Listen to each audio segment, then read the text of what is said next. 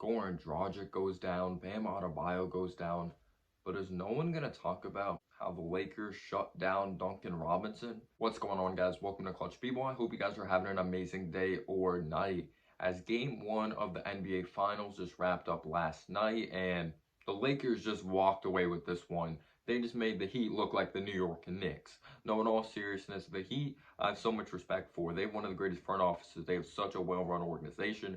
If it starts from the head coaching position of Erik Spoelstra, he did not get the credit he deserved whatsoever when it came to the top coaches in the NBA. In my opinion, he should have won Coach of the Year. If it comes to Pat Riley, we know he's been a successful coach, coaching the Showtime Lakers and then transitioning over to a gritty style play with the New York Knicks and leading them to the NBA Finals, even though they did not win, taking over for the Miami Heat. He's just done such a great job running this organization.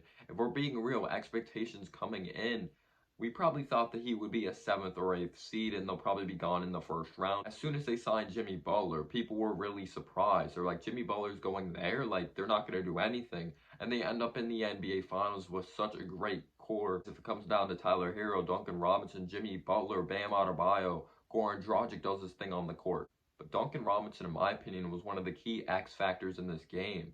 He's definitely a player if you really love the game of basketball, how crisp he comes off of screens, him moving without the basketball. His box scores are insane. Pretty much if he's 0-10 from the field, he's 0-10 from 3. That's where the majority of his field goal attempts come from downtown. But the Lakers did a really good job just strapping onto Duncan Robinson, making sure he doesn't create separation coming off those screens, as he was 0-3. He only attempted 3 shots in 27 minutes of action.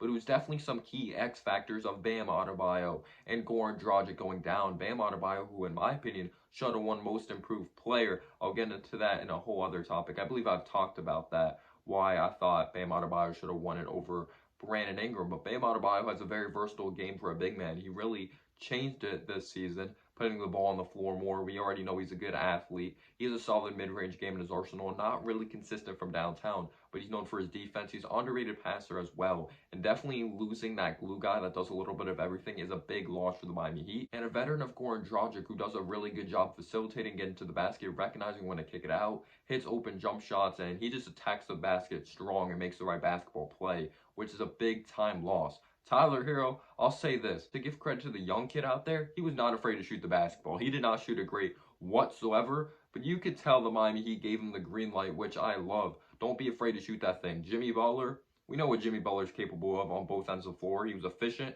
He did his thing, but Jimmy Butler won't be able to do this thing alone. The whole team as a core is going to have to step up. If it's Jay Crowder, he's really capable of locking up the best player on the opposing team. It wasn't really his night last night. They really need to draw up plays to get Duncan Robinson involved and really thrive from three-point land. As first off for the Lakers, Anthony Davis was absolutely unbelievable. He proves, in my opinion, to be the greatest player on this Lakers team, at least offensively in the playoffs. All around, I really do believe it's LeBron James. Him in the pick and roll is so deadly with Anthony Davis. It's just so much fun to watch. You see Anthony Davis spawning up for threes, attacking the basket, getting to the charity stripe. Unbelievable. I believe he was 10 of 10, 100% from the charity stripe, which was a key X factor. That was kind of one of the biggest struggles for the Lakers this regular season, not executing on the free throws. And Anthony Davis shot 100%. But LeBron James, we already know, after the whistle, throwing down that amazing dunk. But getting Rajon Rondo back was the icing on the cake for the LA Lakers. Their perimeter defense went up. Rondo really helps out, setting up LeBron James and Anthony Davis. Just this whole team as a core really stepped up. If it's Markieff Morris playing good defense, he may not have the most eye-popping stats, but he does the little things out there on the basketball court, knowing how to move around screens and not getting caught on screens. And he's good at catching players on his hip and executing on mid-range jumpers. I think the Lakers, honestly, they're probably going to win in 5 or 6. I think it's a wrap due to Goran Dragic getting hurt, which is a key X-factor player. Bam Adebayo as well. They definitely need Andre Iguodala to step up. He's really capable of guarding and just defending the best player on the opposing team very well. I think Erik Spoelstra, will see what his game plan is coming into Game 2. It should be very interesting. But LeBron James, Anthony Davis, just amazing games. Rajon Rondo, just everyone brought energy off the bench, and it was a team effort by the LA Lakers, and they did not take their foot off the gas. If you enjoyed this video, be free to give me a thumbs up and click that subscribe button for more content. Who will win Game 2? It should be very interesting. If you're a Miami Heat fan, I think you should be very happy with the season, but I guarantee you probably want to win that NBA championship, because if you're in the finals, of course you want to win it, but the expectations were low for the Miami Heat coming in.